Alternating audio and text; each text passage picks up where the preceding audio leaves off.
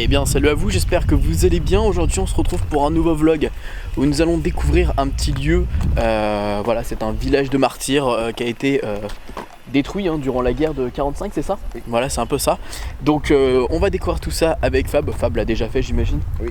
Voilà, on est en Haute-Vienne, c'est ça? C'est ça, C'est ça. Et nous sommes à précisément Oradour-sur-Glane. Voilà, donc voilà, Oradour-sur-Glane. J'espère que cette petite vidéo, ce petit vlog va vous plaire.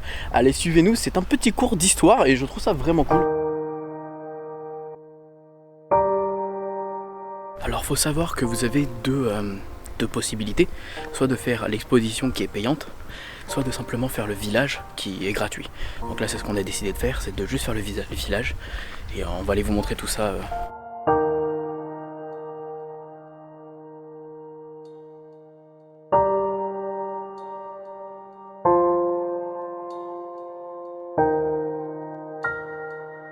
C'est dingue ce genre de lieu où tu sens tout de suite qu'il y a du vécu, tu sens que c'est vraiment rien à bouger par rapport à évidemment tout ce qui s'est passé.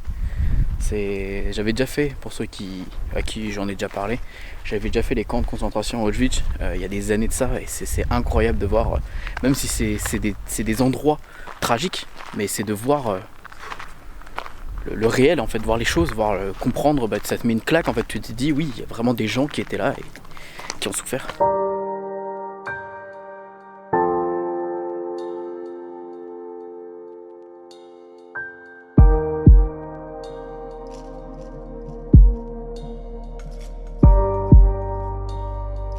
Comme Fab vient de me dire, on se rend vraiment compte de tout ce qui a réellement été détruit.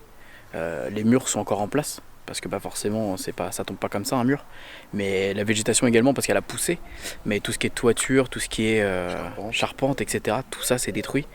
Il y a les fils encore qui sont encore là, vous voyez, les fils qui sont rouillés, juste au-dessus de moi, vous les voyez, là. Ils sont rouillés, on les voit, qu'ils ont tenu. Mais c'est ouf, la vision que j'ai là devant moi, tu sens que c'est une ville quoi, c'est une vraie ville.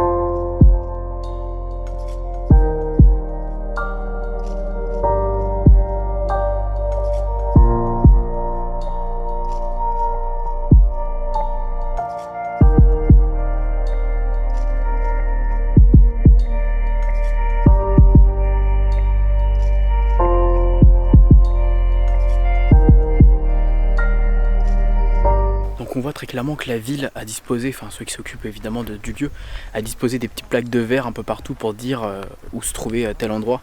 Donc on a par exemple le boucher, le coiffeur, le garagiste. C'est une bonne idée d'avoir fait ça pour vraiment te rendre compte de chaque lieu, ce que c'est exactement. Je trouve ça cool. C'était une ville déjà où oui. Il y avait énormément de commerce, oui, au final, petite qu'elle soit. Là on se trouve sur la place principale du village.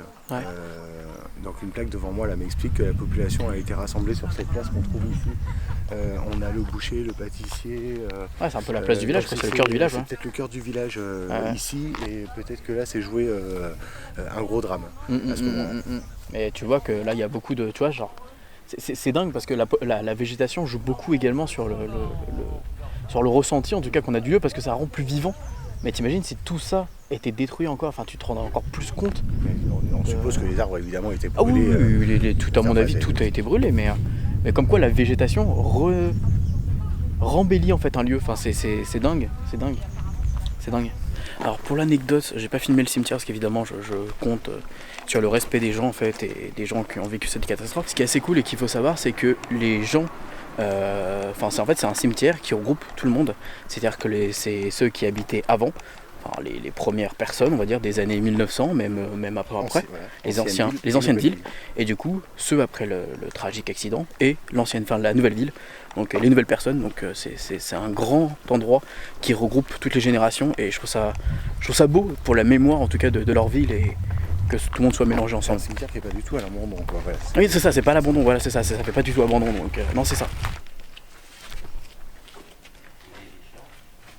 Est-ce qui est important de souligner, je vous ai vite fait filmer le nom de toutes ces personnes. Alors évidemment je flouterai pour respecter le nom des gens, mais c'est incroyable de voir toutes ces personnes affichées avec l'âge de toutes ces personnes. Donc il y avait du 1 an, du 2 ans, du 3 ans, du 4 mois, du 59 ans, du 25 ans, tu avais tous les âges, et surtout des jeunes enfants, hein, évidemment, c'est surtout ça qui est un peu plus tragique. Après, mais même des vieilles personnes, hein, c'est tragique, hein, de toute façon. Mais c'est vrai qu'on pense aux enfants. Mais évidemment, tu penses à 4 mois, tu te dis la pauvre personne, 4 mois, genre elle a rien fait de sa vie, quoi.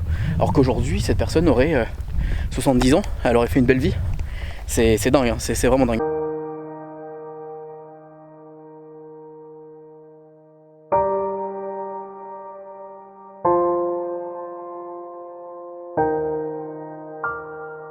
Donc comme me dit Fab, effectivement c'est vrai qu'on a vu à peu près 4-5 cafés.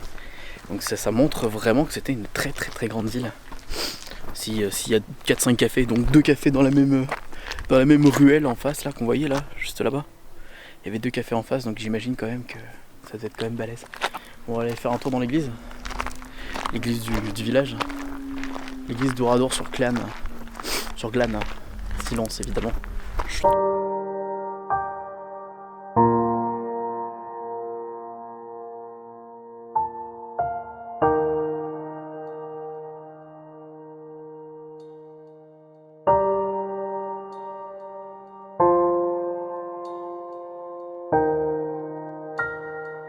C'est le bord de la cloche. Ça, c'est ce qui tape contre la paroi. Elle a fondu. Tu dis que c'était quoi Fab ? Ça, c'était la cloche de l'église d'Ouradour sur Glane qui a fondu au moment de l'incendie de l'église.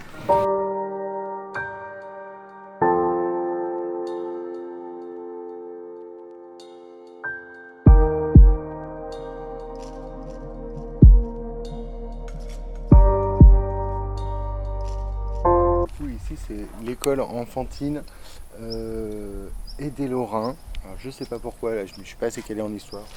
Et il est écrit qu'un écolier s'est échappé de l'école durant le massacre.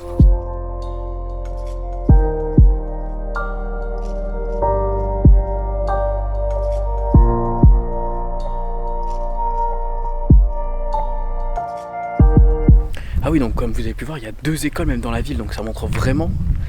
C'est pas une petite ville quoi, c'est the ville quoi. Couturier, il y avait tout hein. Couturier, pharmacie, bon évidemment pharmacie, hein, important. Non c'est dingue, hein. C'est vraiment dingue. Bon du coup voilà, on a fait le tour de la ville de Odour.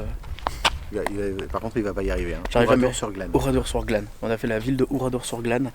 Donc voilà, je vous invite à aller voir quand même si vous voulez un peu plus de documentation sur cette ville, évidemment sur internet. Alors, vous allez avoir sur un site, vous allez avoir un site je pense qui peut vous apprendre sur cette ville. Maintenant je vous aurais donné un maximum d'informations à chaque fois qu'on voyait certains lieux. N'hésitez pas à me dire si vous avez aimé ce style de vidéo un petit peu plus historique, un petit peu plus vlog historique. Voilà, vous apprenez des choses et puis même nous on apprend des choses, donc c'est plutôt pas mal. On se fait des bisous, on se dit à bientôt pour la prochaine vidéo et surtout en attendant, c'était vraiment triste.